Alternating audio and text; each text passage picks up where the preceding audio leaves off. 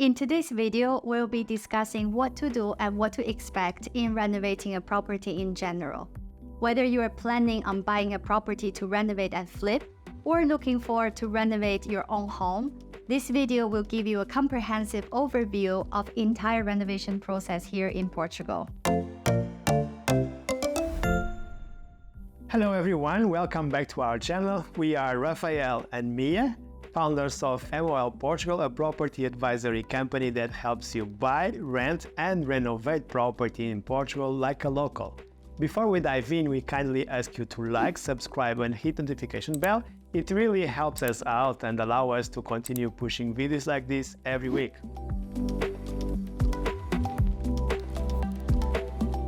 Even before the beginning of our business journey, Rafael and I have been passionate about flipping properties for investment. I guess it's clear to see that property is our first love and renovation quickly became our second passion.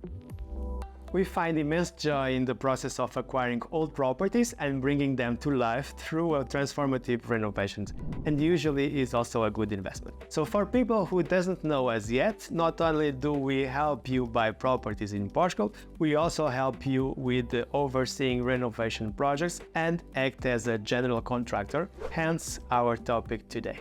As you know, Portugal is a treasure trove of architectural wonders, with each region boasting its own distinctive style and character. From the charming tiles facades in Lisbon to the colorful townhouses in Porto, there's no shortage of inspiration for renovation projects. However, the other side of the coin is that there are many historic buildings that have been neglected for years. We have had numerous opportunities to work with such buildings and properties, both for our clients and for ourselves. We feel incredibly fortunate and honored to be part of the journey of bringing life back to these old properties. For us, this is far more rewarding than any new construction projects we undertake. Renovation in Portugal have become a significant focus of our work. Today we would like to share some stories about renovation in Portugal and, more importantly, the valuable lessons we have learned along the way. Some were very painful, so you know what to expect and hopefully don't make the same mistakes we did. Make sure to stay tuned to the end so you don't miss out on anything. Usually the first step would be to establish the scope of works and set up a budget. But before that, we always ask our clients to clarify what this property is for in the future. And of course, we'll constantly remind them during the process. Why? Because as you can imagine, if it's an investment property that generates rental, then it's different than your second home that you will only visit in the summer. Or this will be your primary home that, of course, everything will be renovated like your dream home. We have other scenarios such as if our client is buying it for flipping, so we renovate and quickly sell. Everything makes a difference on layout, materials, finishings, and in so many other details. And naturally, it will affect the budget and even the timeline of the renovation project. Also, it will require different teams of professionals for performing the works. This is usually the most difficult part our clients find, and actually even us. Our latest project is to build a villa in Algarve, and this will be a rental property for us.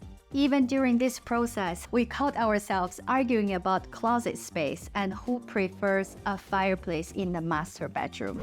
We had to remind ourselves that this property is actually not for us to move in. Actually, we have been flipping property quite a while, and this is of course not the first time we are flipping an investment property, but same thing happens to us again and again. And this is very difficult sometimes to really keep in our mind it's not for us. So when we're working with our clients, we have to do the same.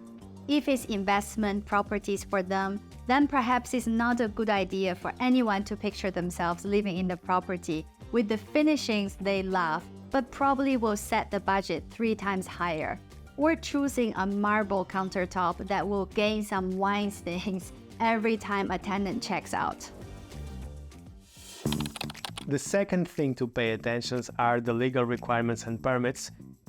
Before starting any renovation work, it's important to check the legal requirements and obtain any necessary permits.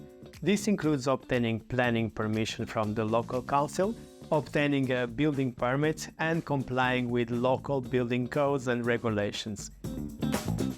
Keep in mind that if you want to build structures like an in-ground pool or additional living quarters, you'll have to apply for permits for each project, or even if you want to replace your roof. In Portugal, each area has its own architectural language, and it's very, very strict. For example, if you want to change the fence of your property, you need a permit. If you want to change the size of the windows of your house, you need to apply to the city hall as well. In some areas, like in some historical towns, they actually don't allow windows other than wood frames facing the street. And in most of the areas in Portugal, you cannot paint whatever color you prefer on your villa or on your house. Just like you cannot build extra structure on your plot of land without getting the approval of the city hall. And you cannot increase the height of your building nor add living space unless you submit a project to the city hall. Engaging with local professionals is also a very important decision, and depending on the scope of the works, you might need to hire architects, engineers, contractors, and interior designers. Local professionals are familiar with the cultural and historical significance of Portugal's architecture. They can guide you in preserving and restoring original features, ensuring that your renovation respects the property's heritage. Their expertise allows for a harmonious blend of old and new, maintaining the character and authenticity of the space.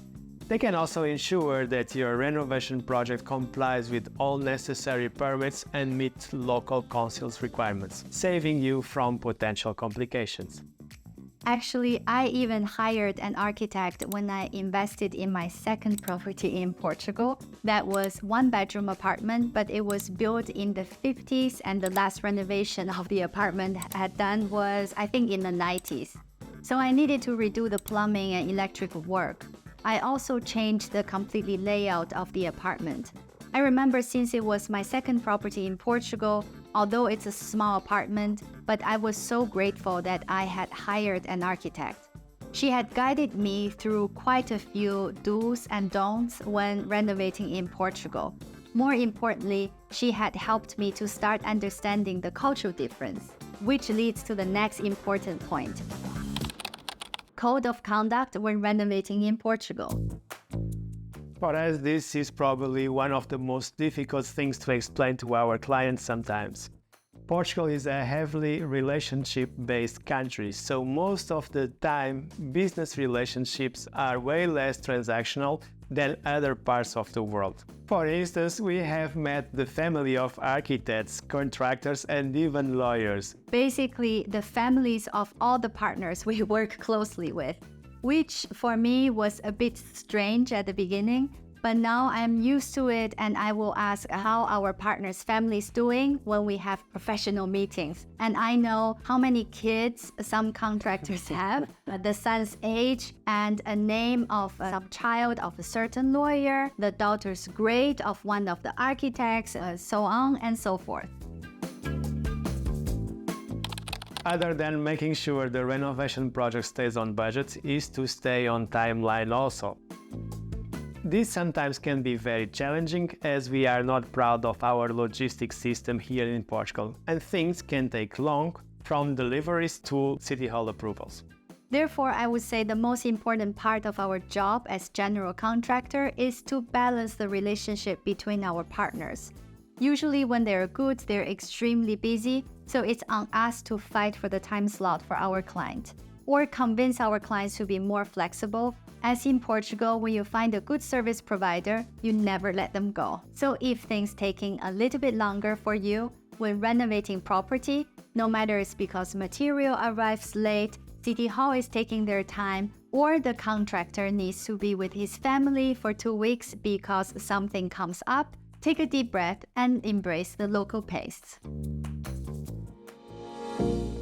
And there you have it, our tips about renovating property in Portugal. Remember that renovating a property can be a challenging and time-consuming process, but with careful planning and the right professionals, it can also be a rewarding experience. If you would like our team to handle your renovation project, please get in touch with us via email to get started. We will link all of our contact details in the description below. With our team of trusted architects, engineers, and interior designers, we are certain that we can streamline the renovation process for your property and make it as easy as possible for you. If you have any questions, leave a comment below. If you'd like to speak to us directly, feel free to schedule a one-on-one consultation call with us. We'll be happy to offer you some clarity. And as always, if you found this video helpful, make sure to like, subscribe, and hit the notification bell. We post new videos every week. Don't forget to follow us on TikTok and Instagram too, as we are quite active there as well. So see you in the next one. Ciao!